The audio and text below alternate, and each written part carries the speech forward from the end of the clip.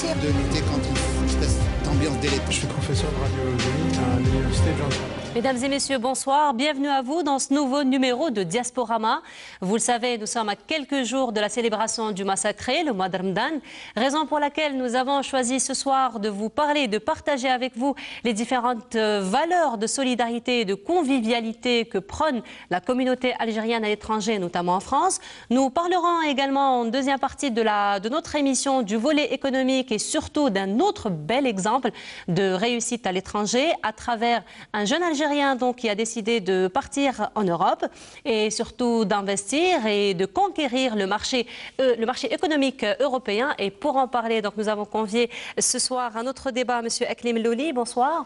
Bonsoir. Alors, vous êtes président de l'espace franco-algérien, vous êtes établi à Paris. Oui. Bienvenue à vous. Merci. Parmi nous également, M. Djamel Bedra. Alors, vous êtes délégué régional de la Grande Mosquée de Paris. Vous êtes par la même occasion le président de la mosquée Rahma à Istres. Bonsoir, bienvenue à vous. Bonsoir, et merci. Parmi nous également, M. Arilas Ahmimar, vous êtes cofondateur du groupe Corail. Bonsoir, bienvenue à vous, messieurs. Alors, M. Bedra, nous allons commencer par vous.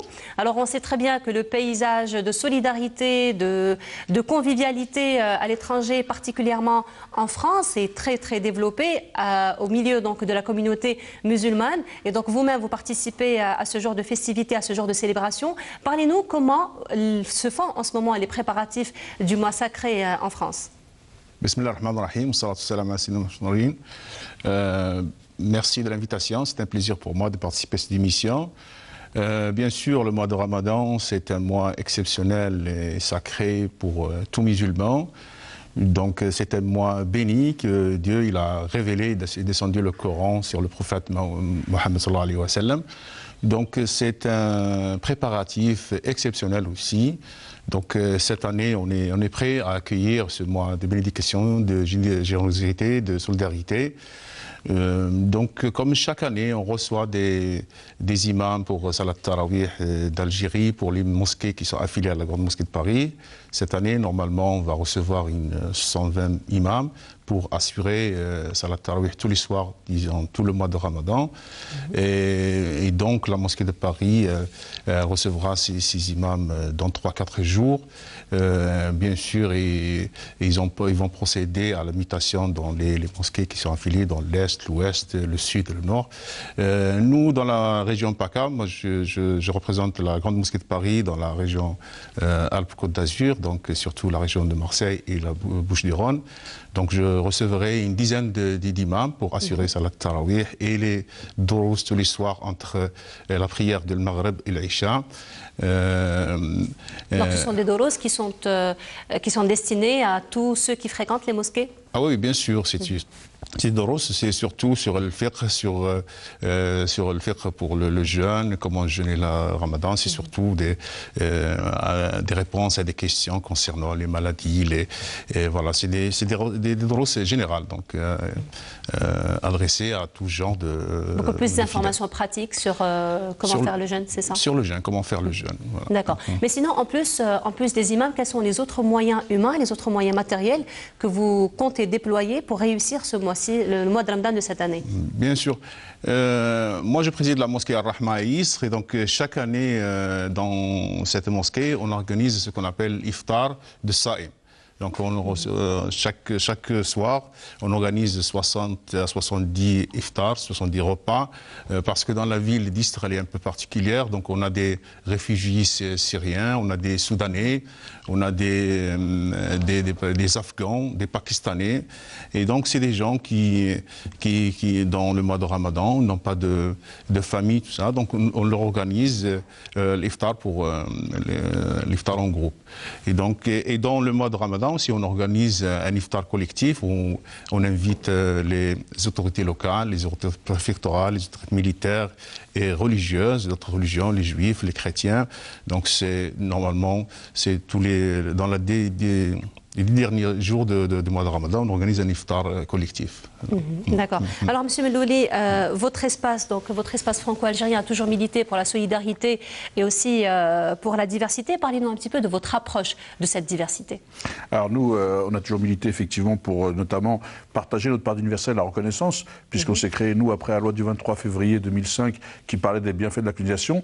On vous montrait les bienfaits de notre participation justement à ces sociétés françaises et à notre société d'origine. Et nous, ça se traduit effectivement surtout par le soutien. Ici, on peut saluer la Chambre pour tous qui distribue des repas, toutes les associations qui œuvrent et que certains on accompagne, on travaille ensemble. Je pense que c'est les synergies. Et nous, le but, c'est aussi de montrer aujourd'hui, on voit bien qu'hier, avec la loi sur les bienfaits de la colonisation, c'était une charge contre les Algériens, très ciblée. Là, aujourd'hui, on est en train, on le voit bien, tous les chemins mènent à Rome. En tous les cas, aujourd'hui, tous les chemins mènent aux musulmans. Un peu pour nous stigmatiser. Donc nous profitons effectivement de ce mois de Ramadan pour rappeler les règles de la solidarité, montrer que cette religion est une religion aussi de paix, qui promeut aussi des valeurs de solidarité, humanistes, etc. Parce qu'on parle effectivement de certains passages du livre qui a été écrit à l'époque où le châtiment corporel était une culture internationale, non pas que pour les musulmans. Donc on veut nous remettre aussi cette part d'universel qui est en nous, la part de religion qui est la nôtre, qui est aussi un moment aussi de recueillement, de solidarité. Et on organise des iftars, des repas, pour justement permettre que collecter des fonds ou apporter un soutien aux Chibani, aux enfants des hôpitaux, aider aussi tous ceux qui aujourd'hui sont dans les rues de Paris, qui n'ont pas de foyer et qui ont besoin d'un repas chaud le soir, etc. On le fait toute l'année, mais on profite aussi de cette période du Ramadan, qui est un mois un peu plus sacré, qui permet justement le recueillement, la solidarité, qui permet à chacun de ressentir ce que vit quelqu'un qui est dans le dénuement, dans le besoin, et donc d'apporter cette pierre à l'édifice, ce partage. Et donc, on va organiser plusieurs iftars, comme on le fait dans différentes régions. Les différents espaces régionaux sont autonomes et organisent aussi des événements pour justement partager la part d'universel, la part d'universel de l'autre religion avec l'autre dans le pays. Et justement, nous avons quelques images de solidarité pendant le mois de Ramadan. Vous avez organisé à Marseille, c'était en 2016, donc je vous propose de découvrir ces images et on se retrouve juste après. Une chaîne de solidarité s'est formée au 44 boulevard de la Liberté à Marseille. Une vingtaine de bénévoles se relaient chaque jour pendant le mois de Ramadan, depuis le début d'après-midi jusqu'au soir, pour préparer et servir un repas traditionnel à tous ceux qui en ont besoin. Il règne ici une ambiance familiale. La solidarité s'apprend dès le plus jeune âge. Les associations Solidarité au cœur de Marseille et El Amana nourrissent 250 personnes en moyenne par soir pendant le mois de Ramadan. Ils n'ont pas eu de mal à trouver des dons nécessaires. Au-delà de ce que les commerçants veulent bien nous donner, on est quand même sollicité par aller les chercher les dons. Là, il y a des gens qui viennent comme ça, ils nous déposent du lait, de la viande, du poulet, des légumes. Vraiment, c'est très bien cette année. On dirait qu'il y a une mobilisation. La solidarité, elle a vraiment bien fonctionné cette année. La solidarité du mois de Ramadan tombe à point nommé. La plupart des associations caritatives ferment pendant l'été. Les convives du boulevard de la Liberté ne sont pas tous musulmans, les bénévoles non plus. La solidarité n'a pas de religion. Quelques images que nous avons vues dans les ruelles de Marseille. Alors revenons à vous, Monsieur Mellouli. Donc, comme vous l'avez dit tout à l'heure, vous organisez plusieurs dîners de solidarité, notamment au profit des Chibani. Alors parlez-nous un petit peu de votre approche des Chibani. Alors, on a une approche pas spécifique parce que les Chibani, il faut savoir quand même que c'est des gens qui sont livrés un peu à eux-mêmes dans des foyers. Parfois, ils sont aussi victimes de, comment dirais-je, de spéculation immobilière et donc on les chasse. Pourtant, ils représentent la première, la deuxième génération des émigrés et pour qui nous devrions avoir beaucoup de respect en fait contre cette tranche, de la société. Il y a même eu une étude de parlementaires français en lien avec l'Algérie pour essayer d'améliorer leurs conditions. Par exemple, un Chibani qui reste ici plus de 6 mois peut perdre ses droits. Après, il y a tous des problèmes en termes de sa sécu. Ils ont des petites retraites de 700, 800 euros, des fois, parfois moins, avec la complémentaire. Et donc, ce sont des gens qui sont dans un dénuement assez conséquent. Et donc, ils sont dans des foyers. Alors, on dit pourquoi ils rentrent pas chez eux. Mais après, il y a aussi les habitudes qui ont été prises. C'est un vrai problème, le vieillissement dans notre communauté, notamment au niveau de l'immigration. Et donc, nous, on essaye, bon an, mal an, d'apporter un peu de solidarité et de soutien. On n'est pas les seuls. Il y a beaucoup d'associations. D'ailleurs, l'occasion pour moi de saluer toutes les associations qui, sans s'engage au niveau de la solidarité. Et comme le disait Adam, c'est vrai que la solidarité s'apprend de plus jeune âge. Et nous, on essaye de l'apprendre et de la transmettre parce que c'est ces valeurs aussi qui font partie de notre histoire, de notre communauté. C'est des valeurs de solidarité, de soutien, de fraternité, de partage. Et c'est des valeurs qui sont en train de se perdre. Et nous, on essaye aussi de montrer qu'effectivement, nous partageons beaucoup de choses avec l'Universel. C'est vrai que la société civile fait beaucoup. Il fait beaucoup aussi pour les Chibani, du moment qu'ils ont gagné dernièrement un procès aussi contre la SNCF. Alors là, c'était pour effectivement les Chibani du Maroc, parce qu'ils avaient des traitements qui étaient inégalitaires. Et donc aujourd'hui, aussi, on se bat effectivement avec les gens. C'est justement pour ça qu'il y a eu cette commission, pour que l'on puisse effectivement aussi, ceux qui sont retournés au pays ou qui ont contribué, puissent toucher leur retraite, parce que vous savez que si vous restez au pays, vous n'avez pas la même retraite que si vous êtes à l'extérieur. C'est pour ça que les Chibani rentrent et sortent. Donc il y a un certain nombre de choses, d'inégalités, d'injustices qui leur sont faites et qu'il faut essayer de réparer. Et bien sûr qu'il faut saisir la justice, et notamment la Cour européenne qui est plus prompte à réparer ces injustices. Alors revenons un petit peu à ce dîner de charité que vous avez fait au profit des Chibani. Ça s'est passé comment ? Avec les Chibani, ça se passe toujours bien. Et puis, c'est toujours difficile d'en parler parce que chez eux, il y a une certaine gêne, quoi. Ils sont aussi, vous savez, quand on est en difficulté, on n'a pas trop envie d'en parler. Donc, ils contribuent. Donc, c'est surtout, on le fait, c'est la façon dont les choses doivent se faire. C'est-à-dire qu'on le fait surtout dans un esprit convivial, de solidarité, plus que dans un esprit de soutien ou de mendicité, etc. Il faut faire attention aussi. Je crois qu'il faut faire attention que la difficulté ou la misère des uns ou les problèmes des uns ne deviennent pas le fonds de commerce des autres. Il faut l'empathie ne doit pas nous conduire à avoir un esprit de famille. Voilà, il faut que ce soit fait dans un esprit de famille, de solidarité. En clair, ce que nous on a voulu faire quand on a créé l'espace franco-algérien, c'est essayer de rassembler cette grande famille et de créer ces conditions de la solidarité. Vous savez, dans un monde qui fonctionne en réseau, on parle de lobby, on a peur des fois des mots, et quand vous n'avez pas de réseau, quand vous n'avez pas de lobby, vous êtes livré à vous-même. Donc il ne faut s'en vouloir qu'à soi-même. Et le problème, c'est qu'il faut qu'on sorte aussi des égos surdimensionnés où les gens veulent toujours être toujours devant. Je pense que la question, c'est que quand on peut apporter, quand on est comme dans une équipe de foot, vous ne pouvez pas dire je joue avant-centre si vous n'êtes pas capable de marquer des buts. Donc il faut effectivement que les gens, c'est comme dans une industrie, il faut aussi que les gens soient à la bonne place. Et donc je crois que c'est important justement de former notamment aussi les générations futures, de passer un peu cette histoire, parce qu'on ne doit pas oublier d'où on vient. Si on veut savoir où on va, il faut savoir d'où l'on vient. Et je crois qu'aujourd'hui, on le voit bien, je disais tout à l'heure, avec le haro qu'il y a sur les musulmans. Hier, c'était sur les Algériens, on l'avait avec la loi de 2005 sur les bienfaits de la colonisation. On a un peu un déni de nos origines, de notre histoire, de notre culture, qui est une grande culture. L'islam, que l'on pratique ou pas, je veux dire, c'est quand même une grande civilisation, les musulmans, les berbères pour les Algériens. Donc on est ici de grandes civilisations. Moi, je suis berbère, donc il faut aussi qu'on arrive à partager ça. Et ce mois de Ramadan permet justement dans l'échange, dans le dialogue, de rappeler autour de Ftoul, parce qu'on fait aussi des ruptures de jeûne, pas forcément pour aider, ne serait-ce que pour se rencontrer, pour échanger, et c'est saisir un peu tout ce qui fait partie de notre culture, pour permettre ce rassemblement, cet échange et cette solidarité, et que effectivement ce ne soit pas qu'un mois dans l'année, mais que 12 mois sur 12, on puisse aussi continuer à s'intéresser à l'autre. Vous savez, l'autre, c'est nous. Le problème, c'est qu'on parle de réussite. La réussite, elle sert aussi à faire avancer une société. Elle ne sert pas à spolier le peuple. Et donc, si on ne travaille pas ensemble... Si on a envie de réussir, on ne peut pas faire cavalier seul. Il faut vraiment être avec les autres. Alors, M. Boudala, justement, comment se passe la solidarité et comment se passe la participation des citoyens musulmans d'une manière générale qui sont établis en France, dans les différentes manifestations et dans les différentes célébrations et les préparations des différents dîners? Oui, moi je voudrais reprendre le dernier point qu'il a évoqué. Donc oui, on mène une certaine campagne maintenant de stigmatisation des musulmans, donc on doit montrer le bien de nous-mêmes, parce que ces derniers temps, il a été publié dans le journal Le Parisien, La Tribune, où on stigmatise les musulmans, où on essaye de parler de caducité de certains versets coraniques et certains sourates, où on veut créer un antisémitisme musulman, ce qui n'est pas vrai. Le monsieur vient de dire que je suis berbère. Nous, d'origine algérienne, on est sémites. mythes, hein, je suis désolé, on n'a qu'à se référer à Larousse ou le petit Robert.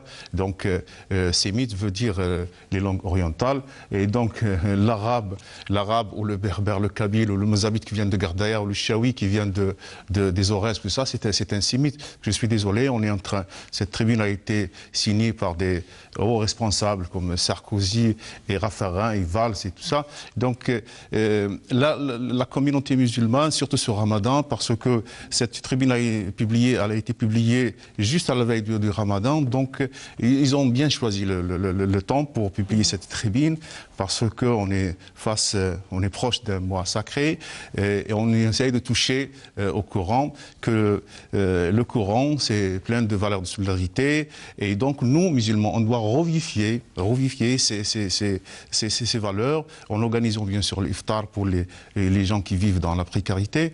Les membres de la communauté, et dans notre communauté il y a beaucoup de biens, il y a beaucoup de khayr, hein, il y a beaucoup de biens, il suffit juste de les solliciter, et donc ils sont là, que ce soit pour la cuisine, que ce soit pour les dents, ils sont là, donc c'est... Alors, monsieur Akli, justement, ça fait quelques années que vous êtes dans cet espace franco-algérien, que vous faites beaucoup de manifestations. Quel est votre bilan aujourd'hui de toutes vos activités? C'est difficile d'avoir un bilan parce que ça veut dire qu'on comptabilise et qu'on compterait ce qu'on fait. Le bilan, c'est par exemple, c'est sur la sémantique. Je vais revenir aussi sur ce que disait Jamel. C'est que nous, par exemple, quand on a créé l'espace en 2007, on parlait de beurre. On ne parlait pas de franco-algérien, on parlait de franco-américain. Ça, vous pouvez le retrouver. Et d'après en 2008-2009, ils ont commencé à parler de franco-algérien. Clairement, il ne fallait pas qu'on s'assume pour pouvoir exister en France. Et c'est là aussi la charge contre les musulmans.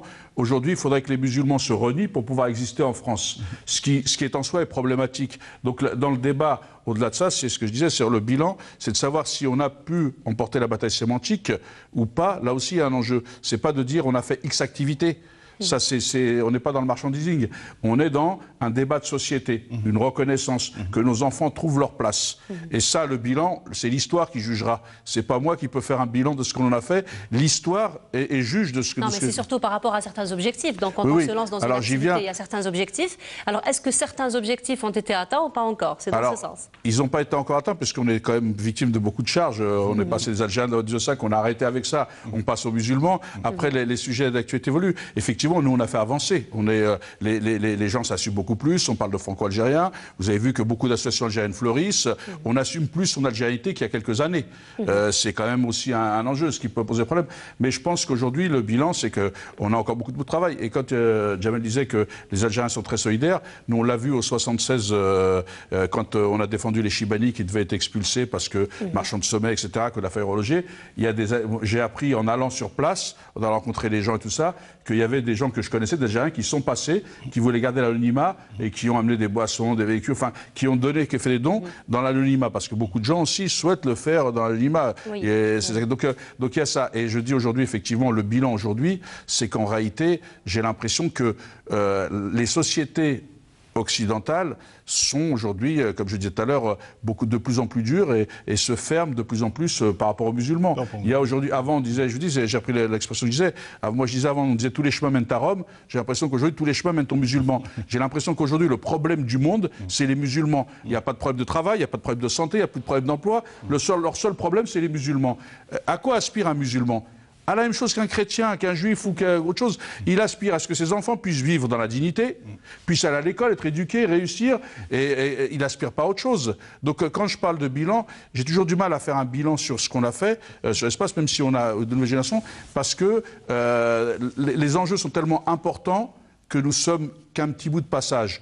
Et l'autosatisfaction ne règle pas les problèmes de construction. Alors un petit bout de passage que vous marquez bien à travers certains clips que vous réalisez d'ailleurs. Et là, je vous propose de regarder l'un des clips de l'espace franco-algérien. On se retrouve juste après.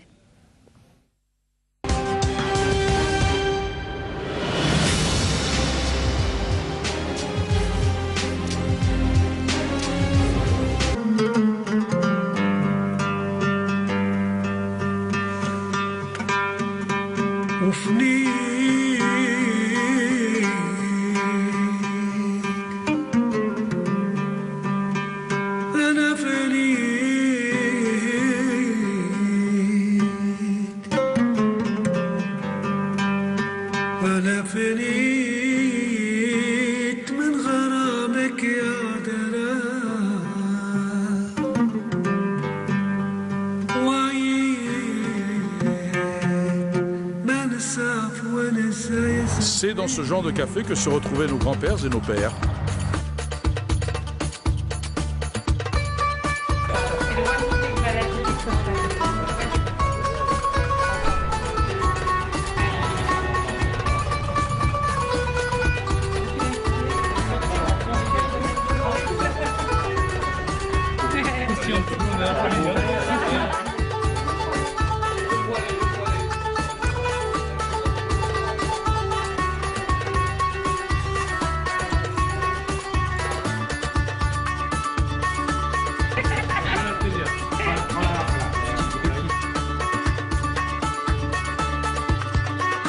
Nous sommes des citoyens des deux rives de cette mer. Ces pays doivent répondre à des enjeux colossaux. Des deux côtés de la Méditerranée, les problématiques sont semblables. Sécurité, logement et le chômage des jeunes.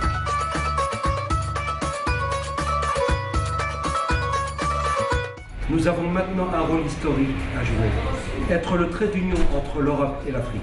Être le trait d'union entre l'Europe et l'Afrique. Être le trait d'union entre l'Europe et l'Afrique. Les deux pays ont des intérêts et des objectifs communs. Créer un espace de prospérité dans la région.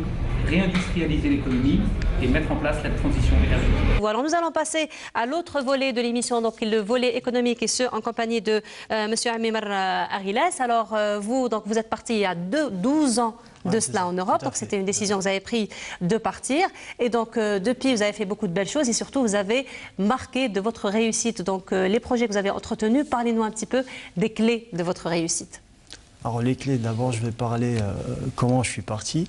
Donc en effet nous, c'est le groupe Corail. Le groupe Corail se constitue de plusieurs activités. Notre activité première c'était le textile, initié par mon père, puis repris il y a 14 ans par mon grand frère, qui l'a réorienté dans la production du vêtement de travail, qui s'est installé en Belgique juste après, et que j'ai rejoint. Et ensuite, moi j'ai fini par m'installer en France, à Paris exactement. C'est là où j'ai diversifié mes activités, en particulier dans la sécurité humaine. Voilà. Donc, alors, sinon, il faut dire que vous êtes parti effectivement, donc vous avez investi là-bas, mais vous avez toujours gardé votre pied ici en Algérie? Oui, oui, tout à fait, toujours. J'ai toujours gardé, parce que la base c'était ici. C'est là qu'on a commencé, notre premier métier qui est le textile. Donc on est parti en Belgique en premier, justement pour persévérer dans ce domaine du textile, de vêtements de protection, des équipements individuels. Donc j'ai toujours gardé ce pied et c'est ce qui me permet aussi d'avoir cette approche. Alors c'est quand même un domaine assez particulier, assez sensible, j'ai envie de dire, dans lequel vous avez investi et pourtant vous avez bien réussi dans ce domaine. Quels sont vos secrets? Alors le secret, il n'y a pas tellement de secret. Il faut avoir un projet, il faut avoir une idée, il faut avoir de l'audace et l'envie, la volonté, et on peut arriver. Tout le monde peut arriver. Quand on a une idée, un projet, on peut arriver. Et pourtant, vous avez une concurrence assez rude. Parce que, il faut le dire, le domaine du textile, il y a une concurrence assez rude et parfois c'est une concurrence plutôt déloyale face à laquelle vous faites. Comment cela se passe pour vous et s'est passé pour vous? Quand on fait de la qualité, vous savez, il y a de la place pour tout le monde. Donc le marché il est très grand, il y a de la place pour tout le monde. Et chaque client, on va dire, chaque produit trouve son client. Donc comment on a fait, c'est que nous, on s'est démarqué en faisant de la qualité. Donc on a importé le savoir-faire qu'on a acquis en Europe. On l'importe très souvent, on importe des nouveautés. Et c'est ça qui fait pas la réussite, mais la dureté et le courage de tenir. Et surtout face aussi aux produits chinois qui sont aussi d'un prix assez dérisoire, assez concurrentiel. Oui, le produit chinois, aujourd'hui, il n'est pas... On va dire, les gens, quand il est arrivé il y a 14-15 ans, tout le monde consommait chinois par rapport au prix, par rapport au pouvoir d'achat. Mais aujourd'hui, il y a beaucoup qui privilégient la qualité, donc ils n'osent pas mettre le prix pour avoir une qualité. Chose que vous faites. Voilà, c'est ce qu'on fait.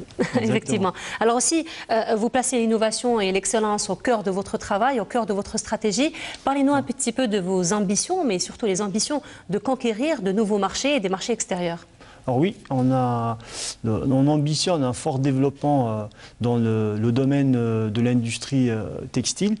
Donc cette année, on espère bien mettre ça en œuvre.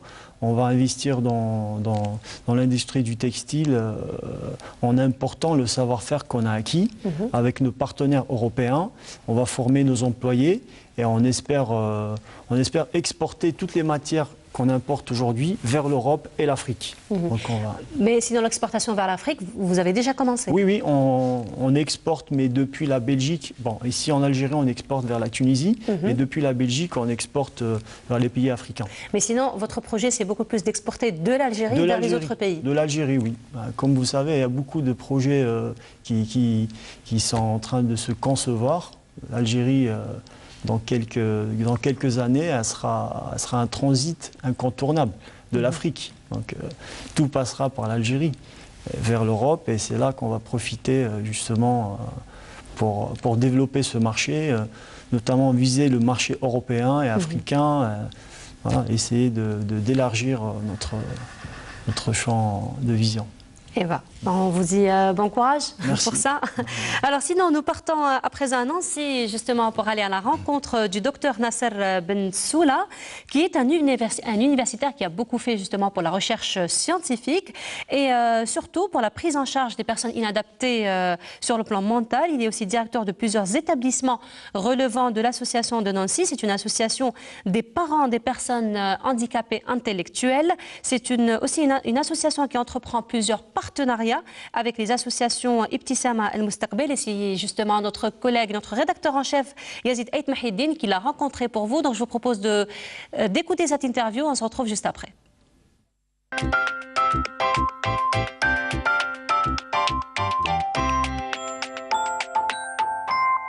Dr Abdel Nasser Bensoula est d'origine algérienne. Et depuis plus de 20 ans que je vis en Lorraine, à Nancy. Et j'ai fait ma première partie de mes études en Algérie. Et après, j'ai rejoint l'école pratique des hautes études Sorbonne pour un doctorat en neurobiologie en lien avec l'université de Lorraine, de Nancy. Moi, quand j'ai soutenu ma thèse doctorale, en lien bien entendu avec tout ce qui est neurobiologie, donc tout ce qui est cerveau, cervelet, bulbe rachidien, je me suis intéressé à l'humain d'une manière directe et j'ai commencé à travailler dans ce secteur en commençant par toutes les cases d'accompagnement.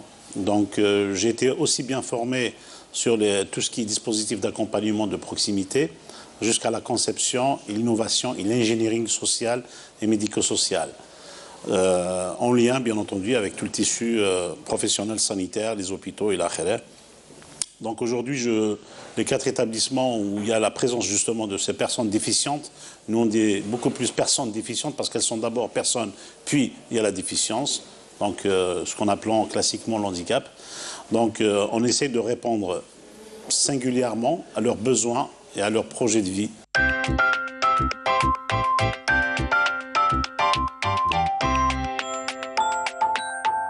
Ce partenariat est enclenché depuis pratiquement la fin de mes études et on a eu l'occasion de participer au Canal Algérie, grâce au Canal Algérie, à médiatiser un petit peu toutes les grandes actions. Aussi bien en partenariat avec les universités algériennes, avec les universités de Lorraine, donc Paul Verlaine de Metz, Nancy 1, l'université de Nancy 1, et l'université de Bijaya, de Gijel et d'autres centres universitaires qui étaient très intéressés par la dynamique professionnelle des acteurs de l'université. On est arrivé le vendredi 23 mars et on a eu l'occasion de rencontrer nos acteurs sur le terrain. On a été jusqu'à Bni Warthilan et j'ai fait profiter mon directeur général, M. Orak Alexandre, par son expertise, par son expérience, par son parcours très riche, pour que les acteurs de terrain aussi puissent échanger avec un directeur général d'une grosse association lorraine qui accueille 2800 prises en charge jour et 1400 salariés, avec 40 établissements services dans une partie du territoire sud et sous ma direction.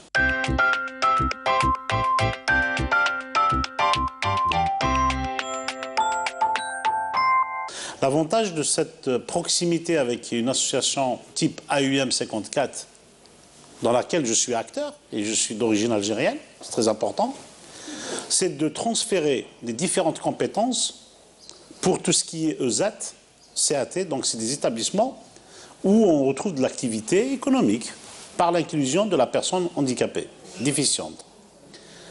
En Algérie, on n'a pas encore des ESAT de cette grandeur, je dirais comme ça. Parce qu'aujourd'hui, le ZAT, CAT, AUM 54, il travaille pour des grosses compagnies comme Mercedes, comme Volkswagen, etc., par des prestations, par des faisceaux électriques. Pour le véhicule Peugeot 2008, c'est fabriqué dans les ESAT AUM 54. Lors de mon déplacement là, j'ai eu l'occasion de rencontrer le président de Ibtissama et le président de Mustaqbal. Je leur ai dit, mais on peut y aller dans ce domaine. On pourra vous accompagner avec des spécialistes, parce que chaque corps au niveau de l'AUM est spécialisé, pour des conventions en interne, sur le territoire national, avec des entreprises publiques ou privées dans le secteur économique, pour sous-traiter un morceau de l'activité. L'emballage, le conditionnement. Je parlais juste simplement sur l'emballage des bouteilles d'eau, juste les étiquettes. Ça pourrait être une activité qui pourrait être assurée par des personnes déficientes intellectuelles handicapées qui se trouvent à Beni Werthilan ou à Alger ou à Bijaya ou à Bouira ou à Sétif ou à Oran ou à Tlemcen, peu importe la région. Je pense que les sociétés qui sont dans la mécanique, vous avez vu dans le diaporama de ce matin, qu'on sous-traite pour des entreprises PAM, c'est-à-dire l'entreprise de Pont-à-Mousson. Oui, on arrive à travailler avec eux. Donc avec l'Algérie, on peut travailler avec l'entreprise publique, Sonacom ou peu importe le nom de la société, on peut sous-traiter une activité. Au lieu que ces personnes restent, je dirais comme ça, à la charge de la société, ils deviendront acteurs de leur projet de vie.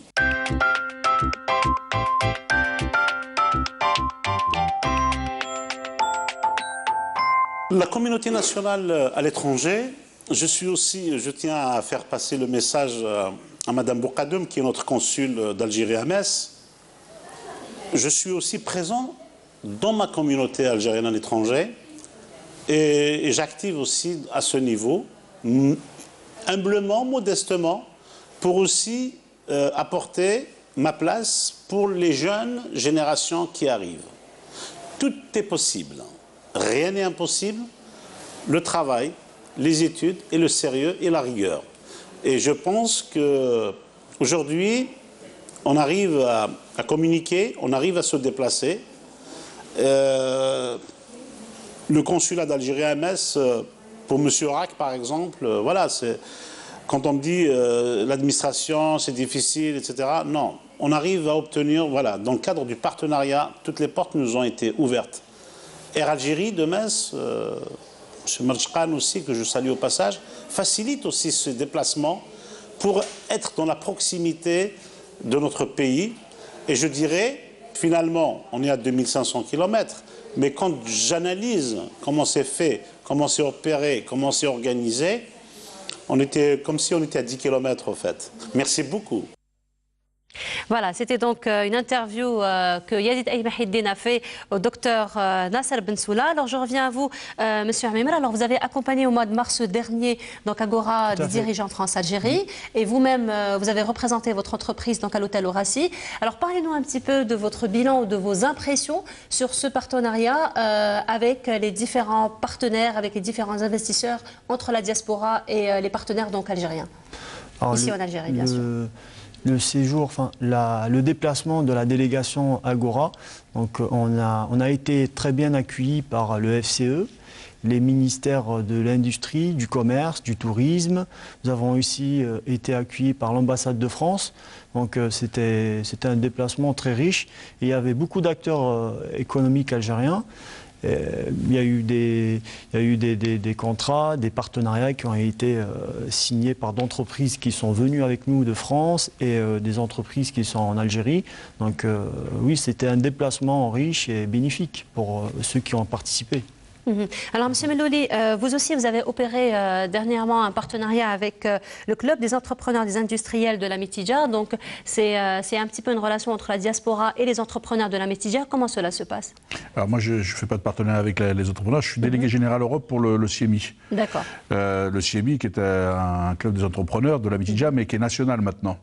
Donc la rencontre avec le président Kamel Moula, il y a déjà, c'est le deuxième mandat là qu'on va faire, a été une rencontre avec un entrepreneur citoyen, de vrais patriotes, c'est-à-dire que c'est un club de gens qui créent de l'emploi, qui créent de la richesse, et c'est parce que c'est un souci, on peut faire de l'économie sans jamais créer d'emploi, sans s'occuper des autres, et d'ailleurs on va être en période de Ramadan, ils distribuent plus de 6500 couffins de Ramadan, ils aident des gens nécessités à se marier, c'est-à-dire que c'est vraiment des entrepreneurs qui sont ancrés dans la vie de la cité, et c'est ce qui m'a plu chez eux, et justement on travaille, et il le disait monsieur, nous à apporter des entreprises qui ont de la valeur ajoutée, parce qu'aujourd'hui on amène sur l'argent à de l'odeur, parce qu'on ne peut pas tout déverser sur le marché algérien, et ce que font certains. L'objectif du CIEMI, c'est de travailler sur la valeur ajoutée, de vraiment aussi travailler sur la création d'emplois, sur l'amélioration des conditions de vie des Algériens en Algérie. C'est-à-dire que, effectivement, l'Europe a un intérêt, c'est ce qu'on appelle le partenariat gagnant-gagnant, c'est ce qui est possible. Tout à l'heure, on le disait, aujourd'hui, hier, il a fallu l'axe Paris-Berlin pour créer l'Europe. L'axe Paris-Alger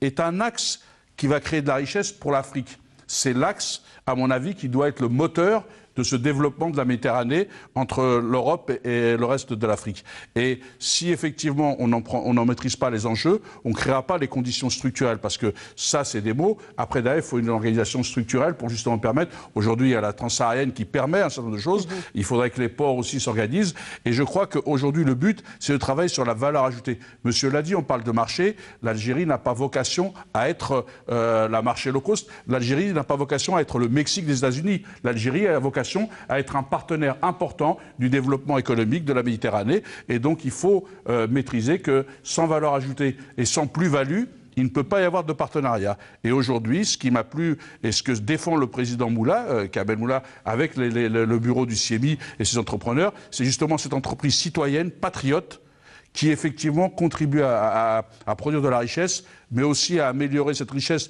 doit être redistribuée pour améliorer les conditions de vie, créer de l'emploi et, in fine, être un pays de production à forte valeur ajoutée pour justement conquérir de nouveaux marchés. Alors justement, on va revenir un peu à notre thème, donc le thème de Ramadan, Monsieur Bedra. Oui. Alors, vous l'avez dit tout à l'heure, la participation donc, des citoyens algériens et de la communauté musulmane d'une manière générale est très ressentie. Qu'en est-il des sponsors ? Des sponsors, on a des sponsors même locaux. Hein. Quand on sollicite, on leur dit c'est un repas de charité et tout ça, donc ils nous sponsorisent. Hein. Donc ils nous passent des fruits, des légumes, voilà. Donc il n'y a pas que des musulmans. Donc, voilà.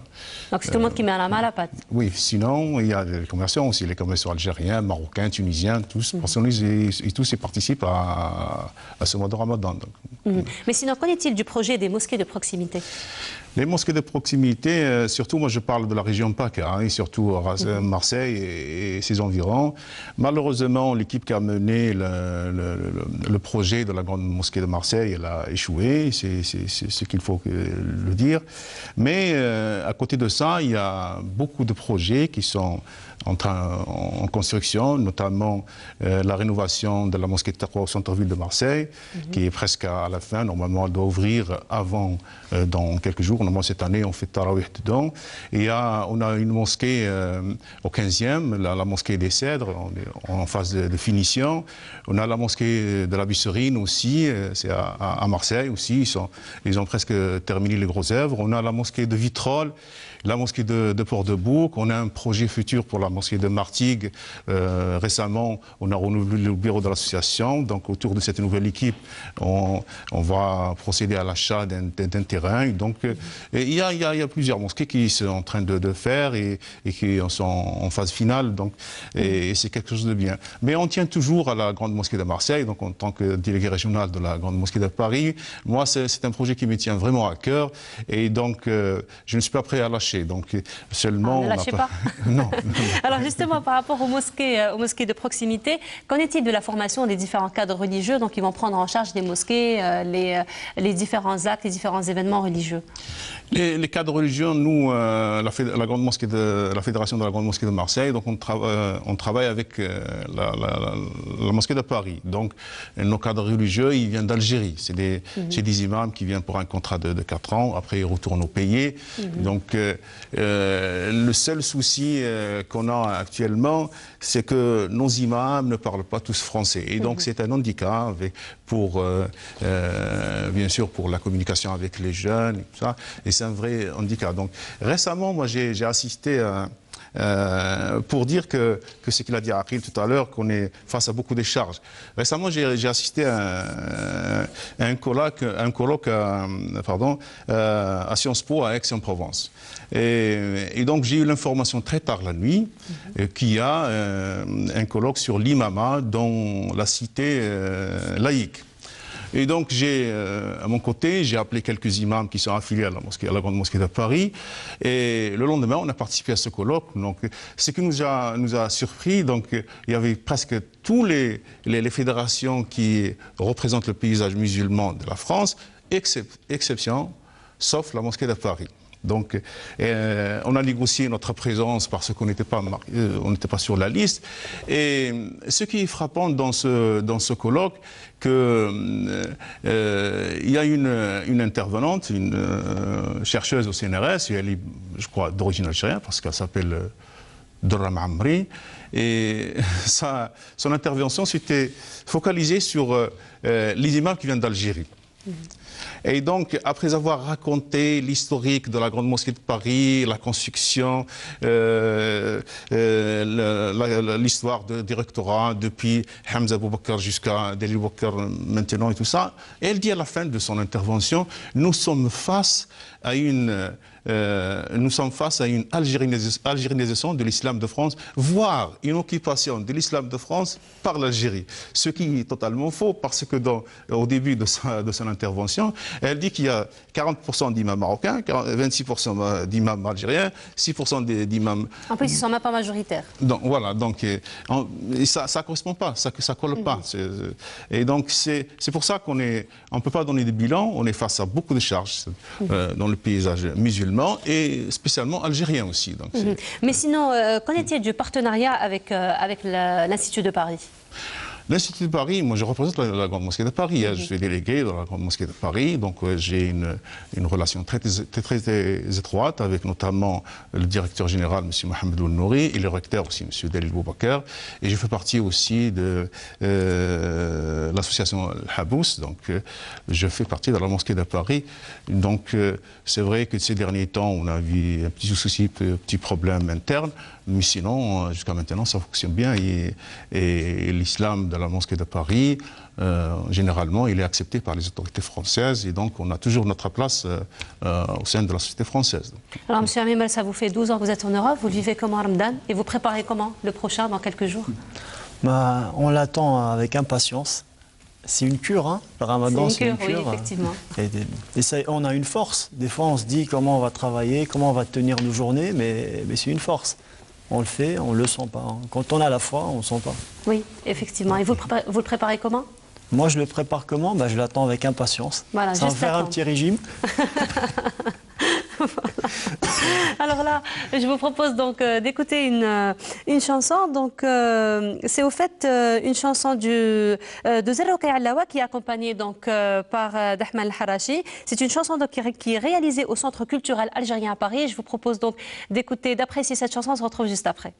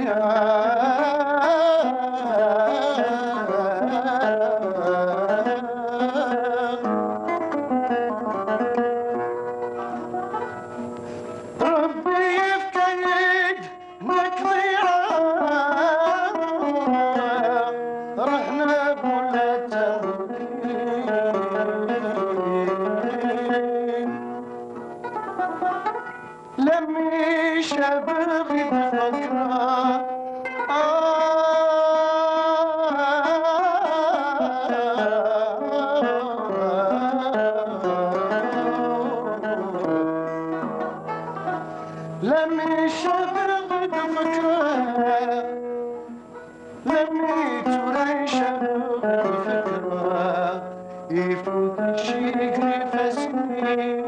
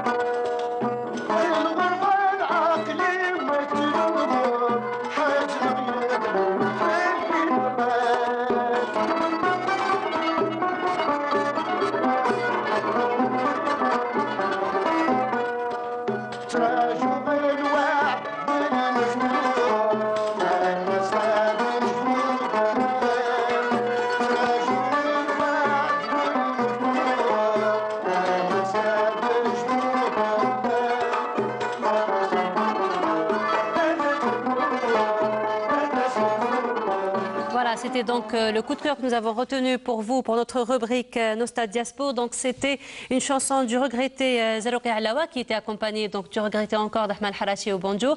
C'est donc une chanson qui a été tournée aux années 70 au niveau du Centre culturel algérien à Paris. Donc on a une grande pensée à tous ces artistes qui nous ont quittés, les artistes de l'exil qui nous ont quittés. Alors nous arrivons au terme de notre émission, mais avant cela, un dernier mot pour vous, peut-être Monsieur Melouli, peut-être vos perspectives, les perspectives de l'espace franco-algérien.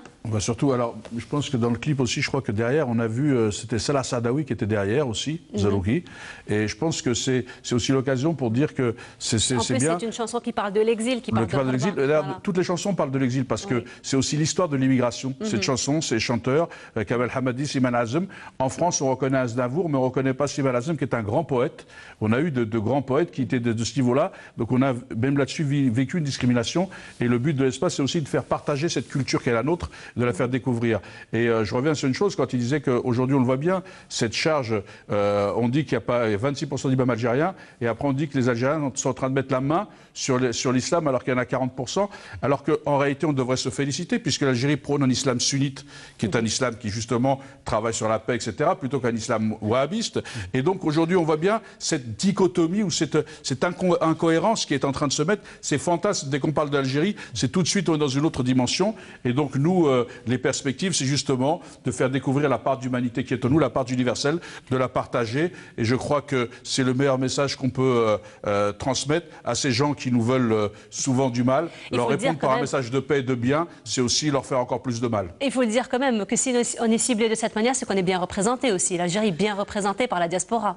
On est surtout bien représenté, je ne sais pas, parce que ce serait prétentieux de ma part de le dire, mais on est surtout très attaché à nos origines et on essaye de le faire valoir. Et c'est cette légitimité avec le pays, cet attachement légitime à notre pays d'origine, ce qui n'empêche pas Al-Wahito avec le pays d'accueil, qui fait qu'aujourd'hui on est un peu attaqué. Et puis peut-être aussi derrière tout ça, il y a un passé qui a du mal à passer et que notre histoire révolutionnaire fait de nous des révolutionnaires en puissance, mais toujours vers le sens de la justice. Et c'est vrai qu'il faut, et je le dis aujourd'hui pour conclure, je pense qu'il faut effectivement être solidaire et défendre et se battre contre toutes les injustices, pas seulement celles faites à la communauté algérienne, mais celles faites à n'importe quel être humain. Et c'est avec ce mois sacré du Ramadan, le message de paix que l'on peut faire passer. Nous avons tous une part d'universel, nous devons tous la partager. L'universel, oui, mais pas sans nous. Monsieur Bedra, peut-être un message à la communauté algérienne en France, à PACA particulièrement?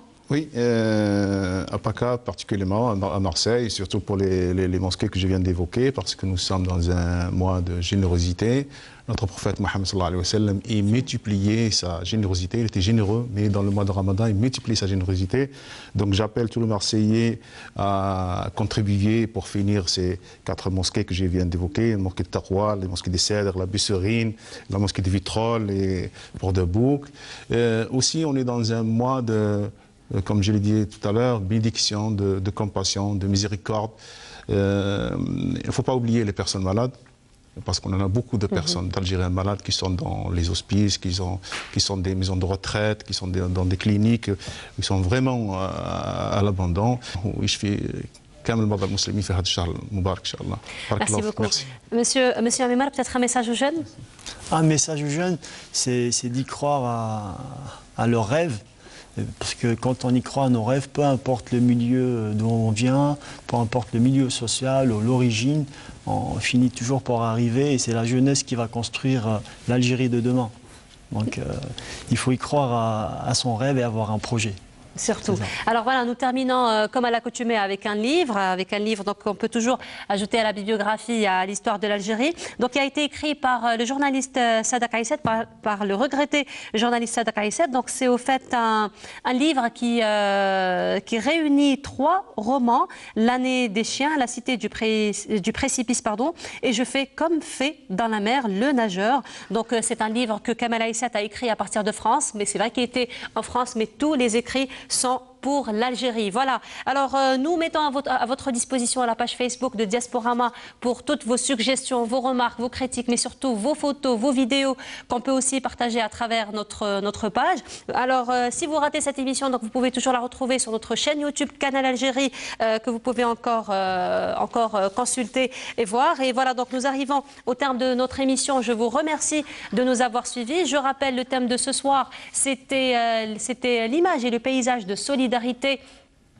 Alors voilà, c'est Yazid Ekmahidi, notre rédacteur en chef, qui vous souhaite à tous Sahar Ramadan. Donc le thème de ce soir, c'était le Ramadan, les préparatifs de Ramadan et surtout ce paysage de solidarité qui règne sur donc la communauté algérienne et l'étranger. Nous avons reçu ce soir M. Akli Mellouli, qui est président de l'espace franco-algérien. Était parmi nous également M. Jamel Bedra, qui est délégué régional de la Grande Mosquée de Paris. Et était parmi nous également M. Arilas Amemar, qui est cofondateur du groupe Corail. Merci beaucoup de nous avoir suivis.